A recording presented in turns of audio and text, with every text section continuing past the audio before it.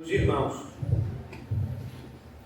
Eu sei que se eu for me aprofundar no contexto do assunto, dá pena para manga, porque é muito assunto. Mas antes de eu falar do versículo que está proposto, eu gostaria de rapidamente trazer à nossa memória esse contexto do livro de 1 Samuel. Mas antes de fazermos qualquer leitura, eu quero saber quem esteve aqui na parte da manhã.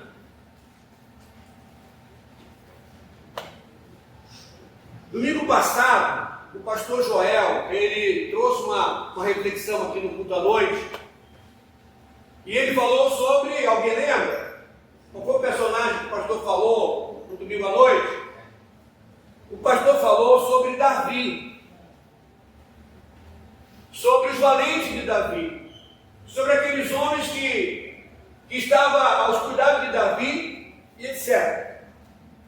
E na quarta-feira agora, o Ricardo trouxe uma reflexão, e a reflexão foi em cima de Davi. E aí eu fiquei, memorizando tudo isso, a mensagem e tal. E aí quando foi hoje de manhã, o pastor não falou de Davi. O pastor falou sobre o outro texto, que estava em Lucas. E aí eu quero saber, porque o pastor ele citou nessa devocional dele, nessa palavra dele, ele falou sobre 5 personagens bíblicos. Ele falou do capítulo que ele leu, e depois ele recitou o outro apóstolo, depois citou o outro, depois citou outra pessoa e outra pessoa. Se vocês estão aqui, eu quero que vocês pelo menos livrem de apenas de um. E você vai ganhar um chocolate.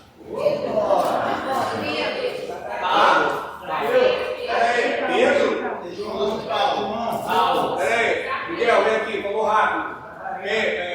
Paulo, ele falou de Paulo. Tem um outro aí também. Falou de Estevão. Falou de Estevão. Estevão. Falou do Gadareno. Mateus. Eita!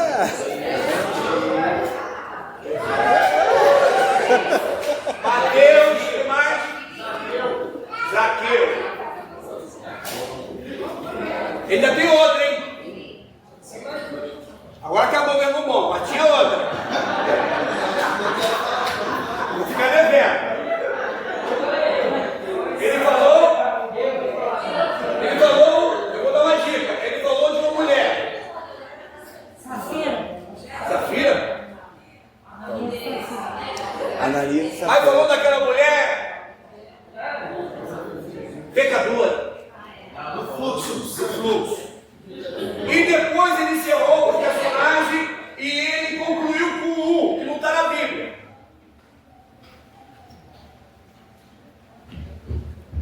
Meu próprio exemplo. Não está na Bíblia. Ele citou o seu próprio exemplo. De ficar, comeu, assistiu isso, ouviu aquilo, comeu de novo, e depois ele sentou no computador e Deus foi trabalhando, falando a respeito do que ele ia falar. Irmãos, o contexto do livro de 1 Samuel, ele vai trazer para nós aqui algumas observações, porque na verdade tem aqui o personagem, 3 personagens: Saul, Samuel e Davi. Vamos voltar um pouquinho do texto, um pouquinho só do texto. Não vou usar aqui não, por enquanto. Alguns motivos que Deus desagradou de alguém. Deus tem motivo, irmão, quando não nos dá alguma coisa que nós pedimos. Deus tem os seus motivos quando nós choramos e Ele não responde.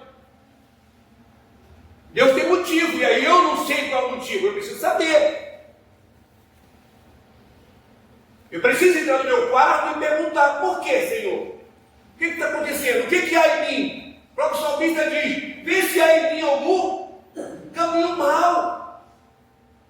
E aí, um dos motivos está no livro de 1 Samuel, capítulo 13, verso 8 e 14. Não precisa achar. Só para memorizar. Saul desobedeceu a ordem de Deus em Gilgal. Qual foi a desobediência de Saul aqui? Ele ofereceu sacrifício. Ele ofereceu sacrifício sem esperar Samuel chegar.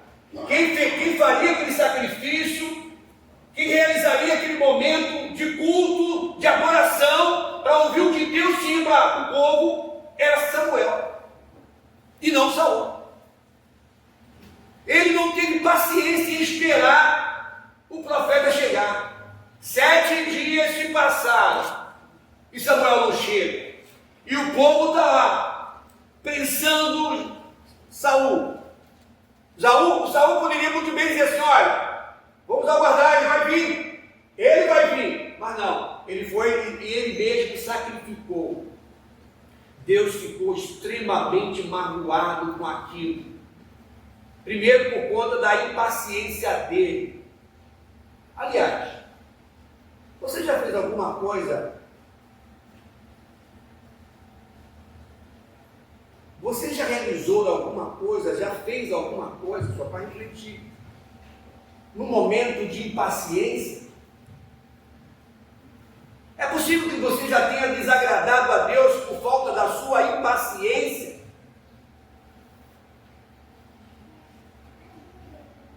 Segunda coisa, Saul desobedeceu na guerra contra os amalequitas.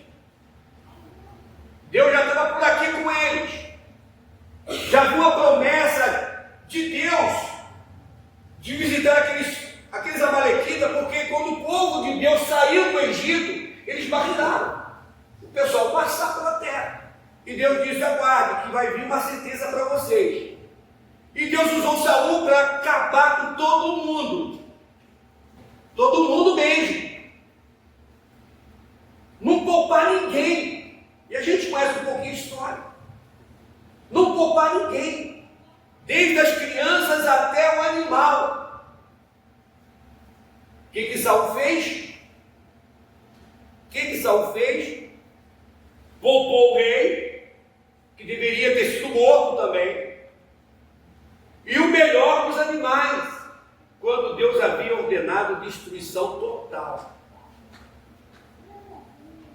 Outra pergunta: Deus já mandou você se livrar de alguma coisa e até agora você não se livrou?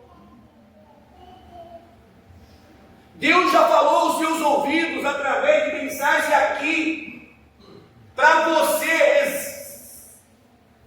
cortar a raiz, eliminar, e você não fez, poupou. Saul passou a se preocupar mais com a opinião do povo do que obedecer a Deus. Irmão, é complicado. A gente ouve a gente ouve outro. Teve um dia que uma jovem me procurou e disse assim: você pode me dar um conselho? Eu falei: posso. Eu já conversei com 5 pessoas. E eu sei, o sexto?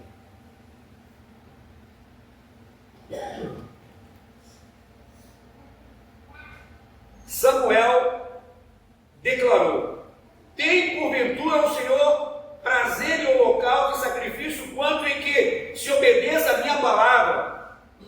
Eis que obedecer é melhor do que sacrificar. 1 Samuel 15, 22. Por causa dessa persistência rebelde, Deus rejeitou Saul como rei e escolheu uma outra pessoa. Irmão, é muito triste.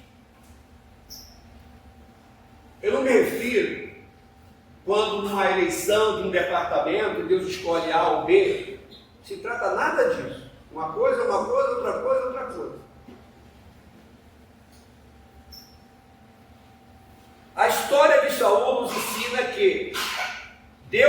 prioriza a obediência acima da religiosidade. Ser religioso é estar na igreja sempre e não fazer nada do que se ouve ou aprende na Bíblia e na escola dominical.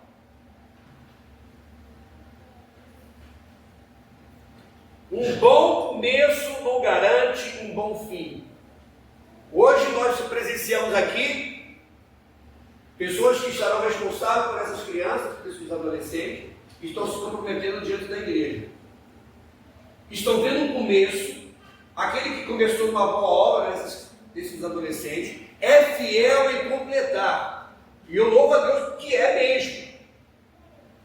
Agora, um bom começo não garante um bom fim. O caso de Saul. Ele começou bem, agradando a Samuel e agradando a Deus. Mas muitas coisas foram acontecendo e ele foi desagradando o Senhor. Você começou bem, está indo bem, e continue, meu irmão. Continue. O Germán colocou aqui um parecer com relação ao Miguel, que é exatamente isso. O mundo quer estragar, o mundo está esperando na estreita para nos persuadir. Usar filtro, dizer que você é nas redes sociais, sem que realmente é.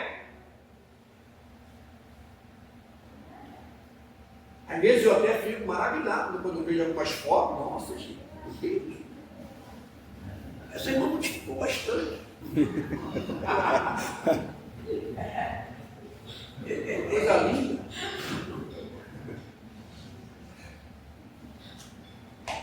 Não que não seja. Não que não seja. O orgulho e a autossuficiência podem nos afastar da vontade de Deus. Um breve resumo da vida de Saul.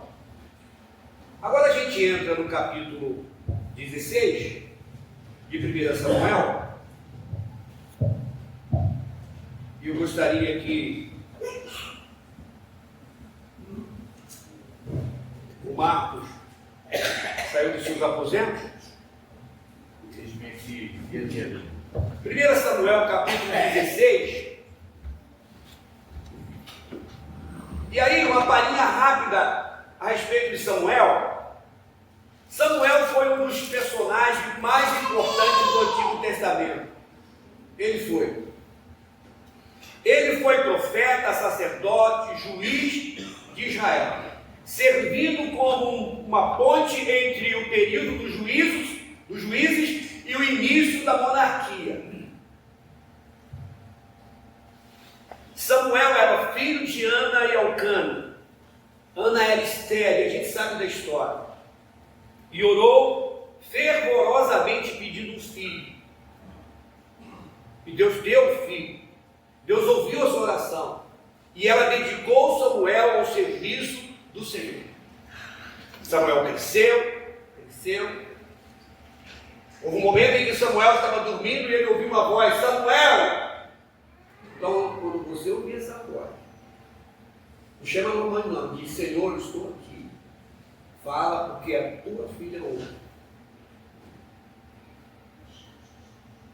Samuel foi o último juiz de Israel. Antes dos reis, Israel era governador.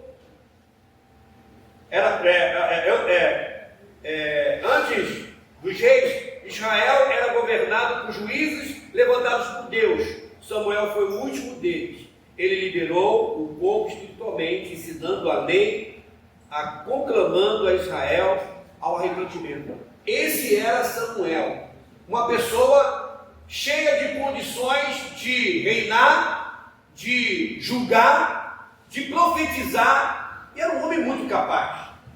Só que no capítulo de número 16, o Senhor fala assim, capítulo 16, verso 1. E você vai ler comigo esse verso 1. Vamos lá? Disse o Senhor a Samuel: até quando terás pena de Saul? Para aí, rapidinho. Até quando terás pena de Saul? O que está acontecendo aqui? A gente sabe que o contexto dessa história era gravíssimo. A nação de Israel estava mal espiritualmente, mal politicamente. Isso parece com algum lugar, né, que a gente conhece. E agora, Deus chega para Samuel e pergunta para ele: até quando, Samuel? Até quando? Samuel estava em crise. Ele era um profeta, era homem de Deus. O que estava acontecendo? Ele estava muito magoado por tudo que aconteceu. Foi ele que ungiu Saul. Foi ele que apresentou Saul ao povo e disse: é esse cara aí. Igual a ele, do mundo para cima não tem ninguém. Lindo, forte, alto. Esse é o cara. Por que aconteceu isso? Porque o povo preferiu um rei. O povo preferiu não mais ser governado por Deus. Não queria mais que Deus estivesse na frente, dizendo o que tinha que ser feito ou não. Deveria ser muito difícil, né? Aliás, deve ser muito difícil ser governado por Deus, né? Deve ser muito chato.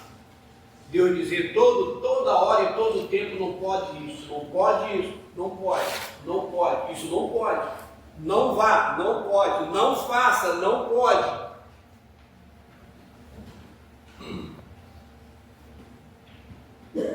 E aí ele diz: até quando terás penas de Saul? Continuando, vamos lá junto. Havendo eu rejeitado para sempre, para que não reine sobre Israel, enche um chifre de azeite e vem. Enviar-te-ei a Jessé, o belemita, porque dentre os filhos lhe provi de um rei. Enche o chifre de azeite. Deus não vai mandar ninguém para uma missão sem estar cheio. Deus não vai mandar ninguém com mão vazia, ou com uma vida rasa, uma vida sem conteúdo, com uma vida cheia de Deus. Imagina Samuel chegando lá sem o azeite. Continuando, ele disse Samuel: como irei eu? Em nenhum momento é preciso Samuel dizer isso para o Senhor, porque ele sabia o que tinha que ser feito. Como sacerdote, juiz, ele sabia o seu papel, ele sabia o que tinha que ser feito. E agora ele chega, retrunca. Agora ele devolve uma pergunta: como eu vou? Como irei eu? Pois Saul saberá e me matará. A crise está instalada na vida de Saul. Ele questionou ele mesmo: Saul vai me matar se eu disser o que vai acontecer. Saul vai me matar se ele souber o que vai acontecer. E aí o Senhor disse para Samuel: ele disse para Samuel: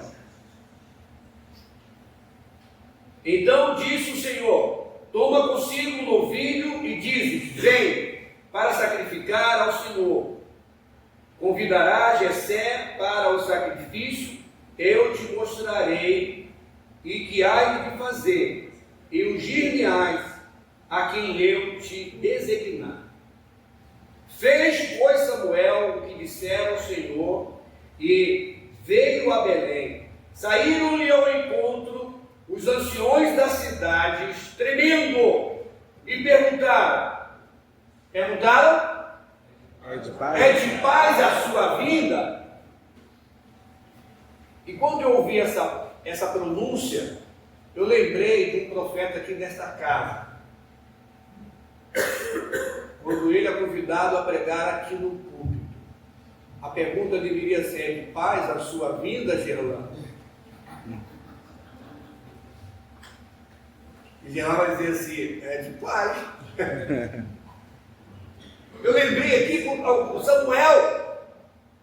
Por quê? Porque a pergunta dos anciões da cidade, porque ele sabia que na presença daquela região ali, das duas uma, ele veio trazer uma sentença, ele veio trazer um julgamento, ele veio trazer uma palavra dura. E não foi o caso. Saul foi instruído para realizar um culto na casa de Jessé, fazendo um sacrifício. A pergunta é,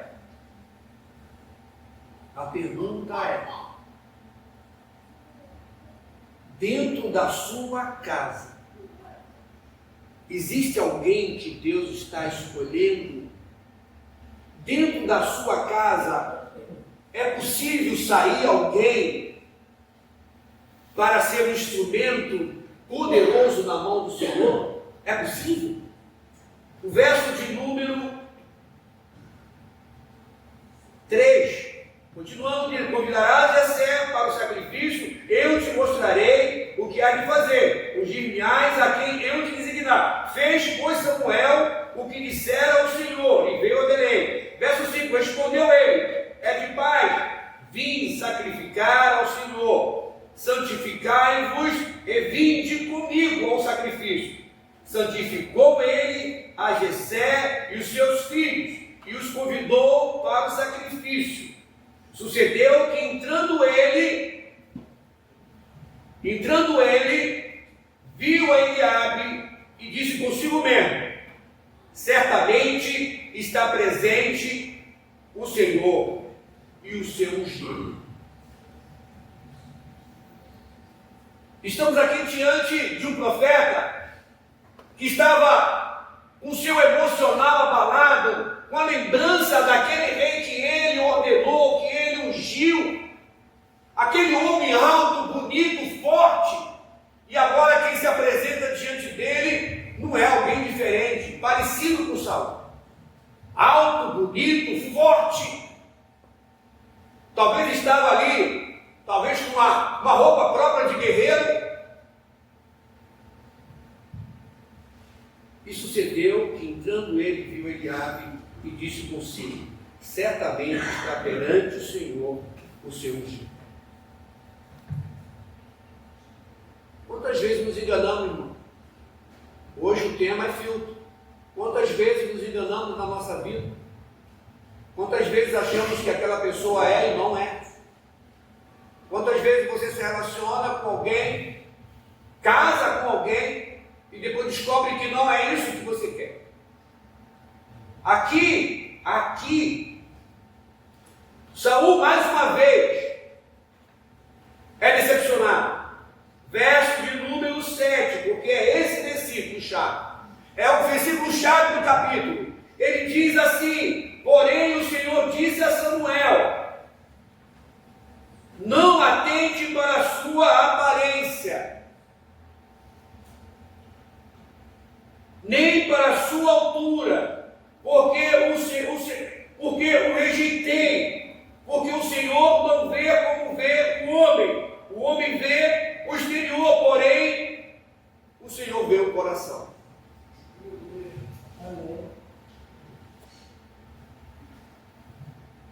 Continuando, eu digo: então chamou Jessé Abinadab e o fez passar diante de Samuel, o qual disse: nem a este escolheu o Senhor. Verso 10. Verso 9. Então Jessé fez passar Samar, porém Samuel disse: tampouco a este escolheu o Senhor. Verso 10. Assim fez passar Jessé os seus 7 filhos diante diz Samuel. Porém Samuel disse a Jessé: o Senhor não escolheu estes. E perguntou Samuel a Jessé: acabou seus filhos? Acabou seus filhos? Eu fico perguntando agora porque isso para mim me incomodou bastante e me incomoda.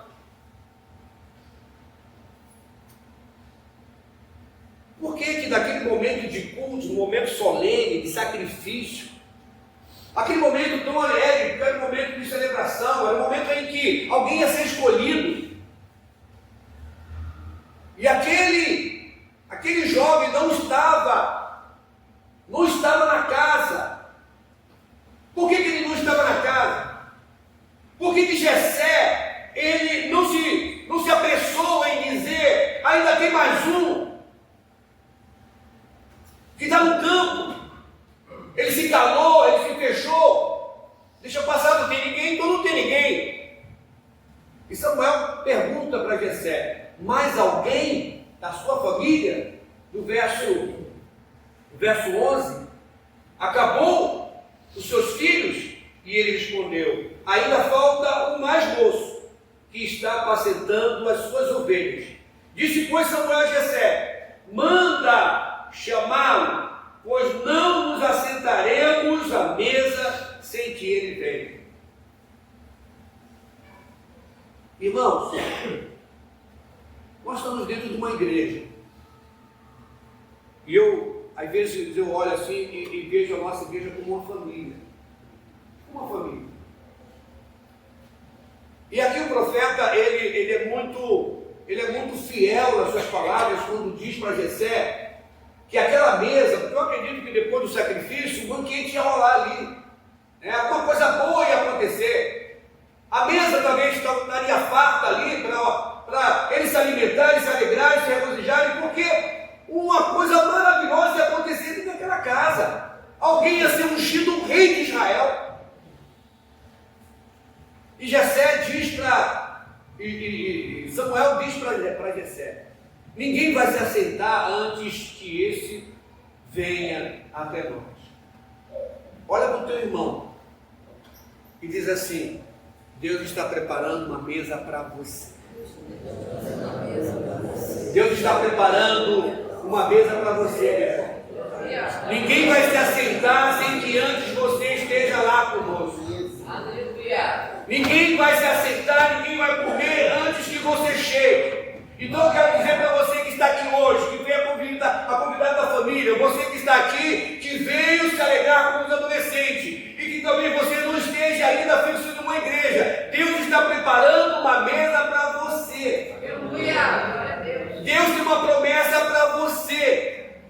Ninguém vai se assentar na mesa antes que você dê o primeiro passo, antes que você venha. Foi isso que aconteceu. E quando Davi chegou, sem saber exatamente o que estava acontecendo,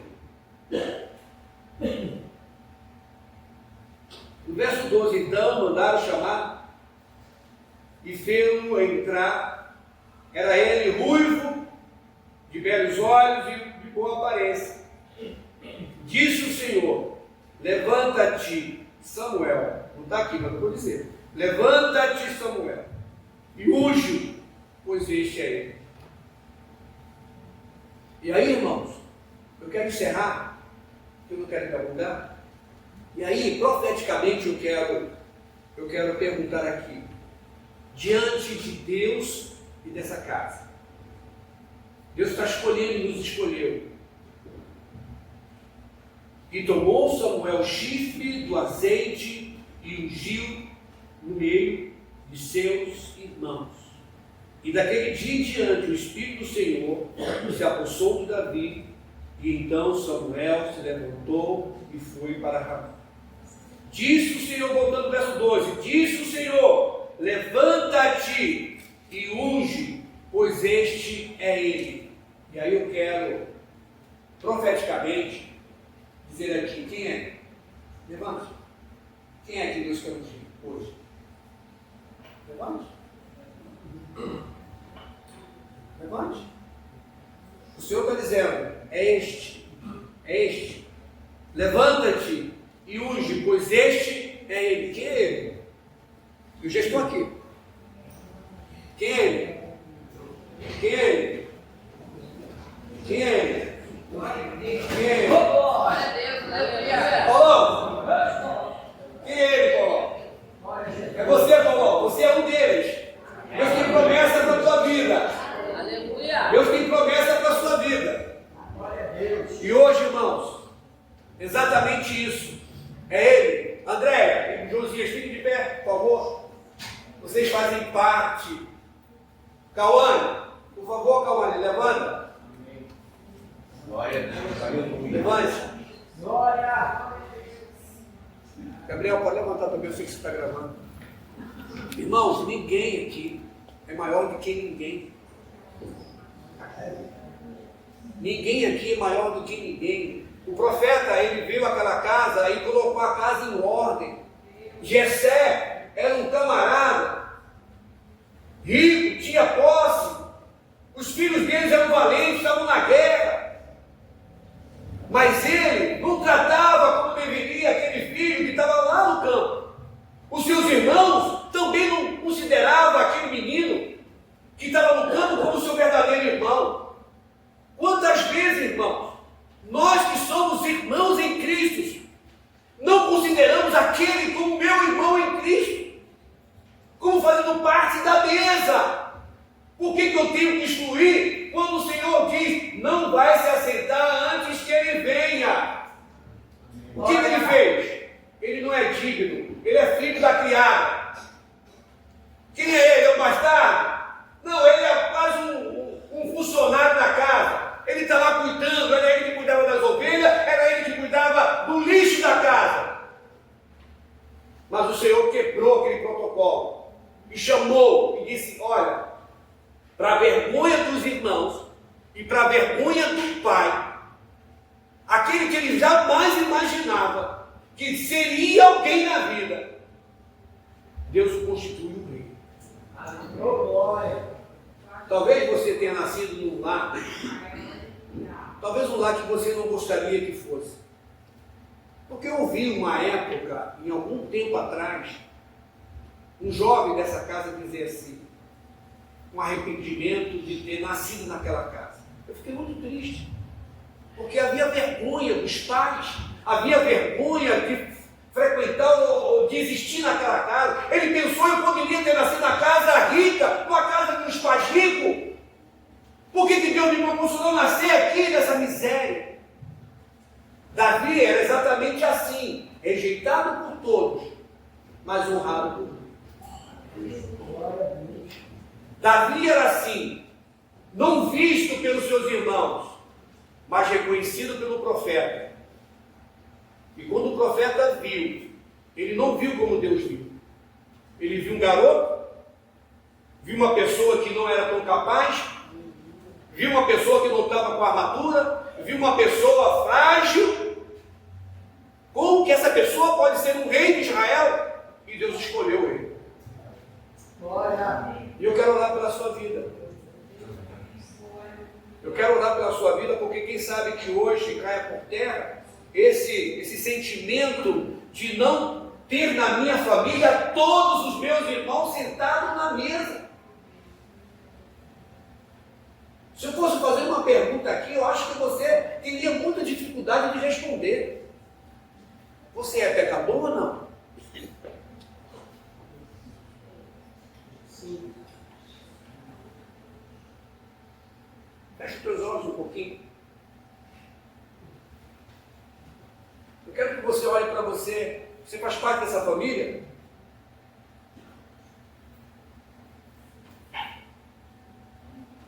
Deus está visitando a sua casa agora. Deus está visitando a sua casa agora. E Ele está de olho, não apenas no papai e na mamãe, mas Ele está de olho em todos os filhos, em toda a sua casa. E o desejo de Deus é separar aquele para a glória dele, para a honra dele, para que esse ou essa manifeste a sua glória, seja na igreja, na escola, seja onde for. Glória a Jesus. Então hoje,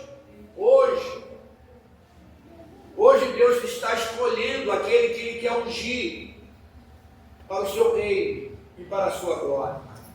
Nesse momento, Deus, eu quero colocar a vida de cada um desses irmãos aqui. Eu sei, Pai, que o Senhor tem planos, projetos, e alguns ainda nem sabem que tem, mas foram escolhidos, estão no campo, estão na escola, estão jogando, estão em casa, estão ajudando, de certa forma, a fazer alguma coisa, mas nem sabem que esses estão sendo escolhidos para o reino de Deus. Eu te louvo e te agradeço por essa tarde, por essa manhã, por esse dia, por essa noite, por estar aqui juntamente com esses adolescentes que moram no meu coração. Que o Senhor abençoe a vida de cada um deles. Eu oro e abençoo a cada um deles, Pai. E faço isso no nome de Jesus. Amém. Irmãos, podem sentar, eu quero convidar aqui um grupo que está surgindo, começando de hoje. Não sei se isso vai permanecer, eu espero que permaneça. Quero convidar aí um quarteto. Depois a gente coloca o nome no quarteto, né? Tá bom? Quero chamar a Dani, quero chamar a Márcia, o Samuca. Nós vamos cantar uma música aqui. E se você souber, pode até cantar também, não tem problema. Quero que você reflita, estaremos louvando a Deus.